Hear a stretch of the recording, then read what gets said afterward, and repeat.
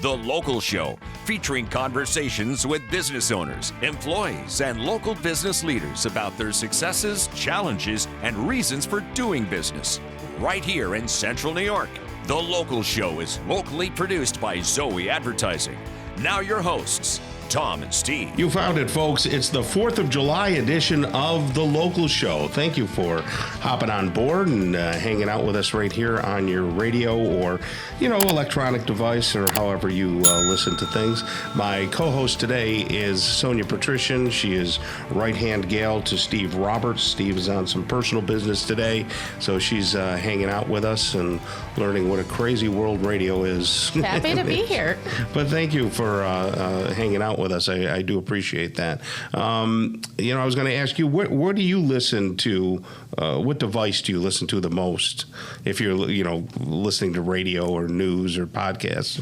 I finally got with the times, and my fiance got me into Spotify after I rebelled so much. I'll just go on YouTube and I'll listen to what I want. Sure. But you're Spotifying it, huh? I am. I'm modern now. Yeah.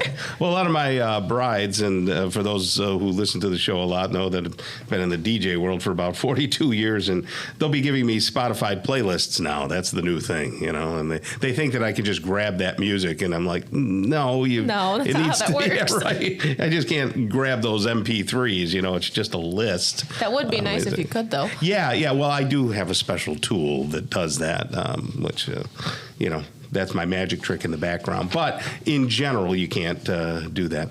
Anyway, speaking of technology and changing technologies and all that, we're going to talk about some of that stuff with Adam Rombel, who is the editor-in-chief at the Business Journal. How are you, Adam?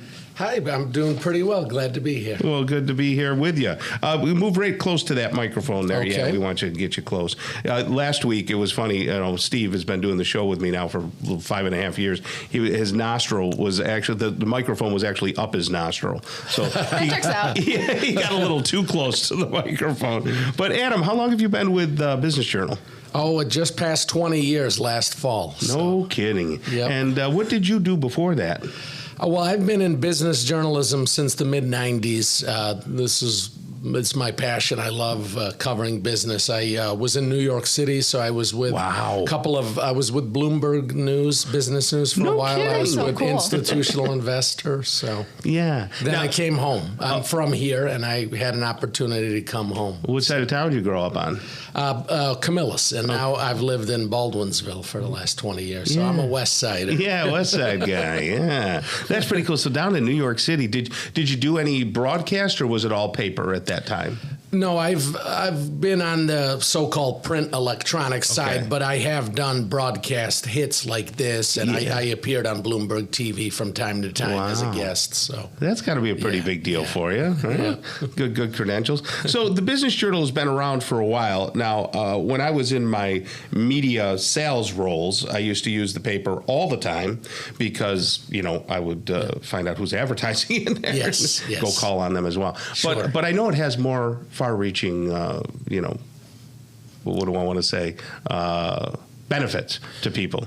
Yeah, we call it, we don't call it a newspaper anymore. We call it, an information source because we still have the print edition, and then we have an events business called Biz Events. Oh, and right. And then the flagship is the website, the CNYBJ.com. And we actually have some news on that. We just launched the new website. We relaunched it, and it's redesigned, revamped, easier to use for the viewers and the readers, and just a lot of features that are it's much easier to navigate now. So that's a brand new thing that we just launched maybe 10 days ago or so, CNYBJ.com. I do love the new website. I got to say, I go on and I check occasionally. It's been a lot more fun to navigate.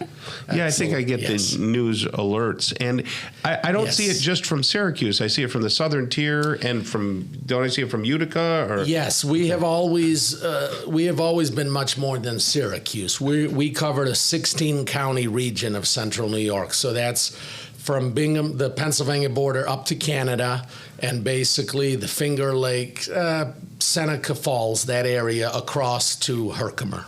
I see. Or Cooperstown, actually. So it's a huge area, 16 counties. Yeah, that is big. Yeah. Now, you say you were a reporter, like for the business side of things. Do you have reporters that are out there? Or Yes, are people we have.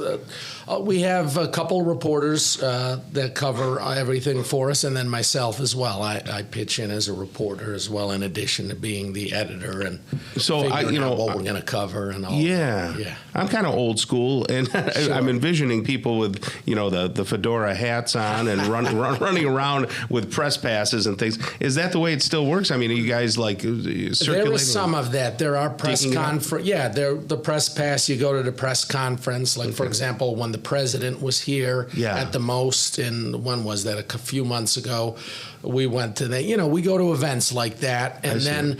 But a lot of it now is done, as you guys know, electronically. You're texting your sources, you're emailing them.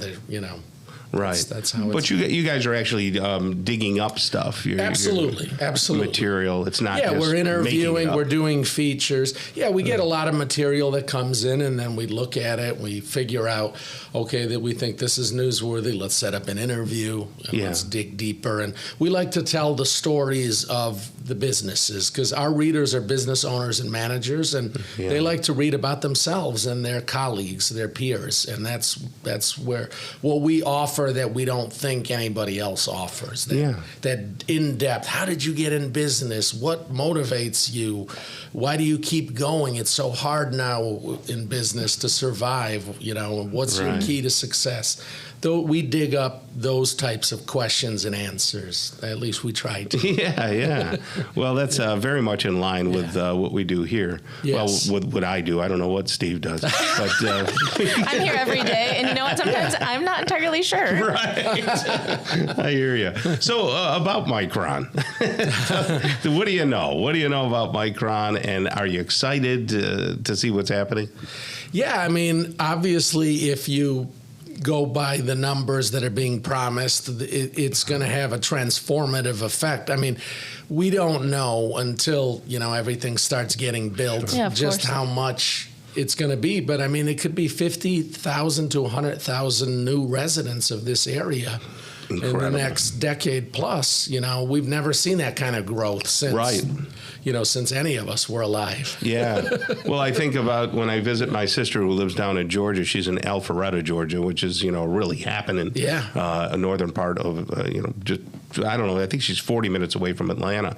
And everything is going on. I mean, you just got traffic everywhere. And, there's places to go everywhere from a massage to a pet food store to all around, just lots of things. And I think that's what I imagine is going to happen here, where it's going to be, Yeah, you're going to see follow-on effect with all these apartment complexes, townhomes, restaurants, little shops, Schools. I don't know what they're going to do with the schools, if they're going to expand or just put annexes on things. They're going to have to expand. You would think so. No other choice. Yeah, particularly CNS. Right.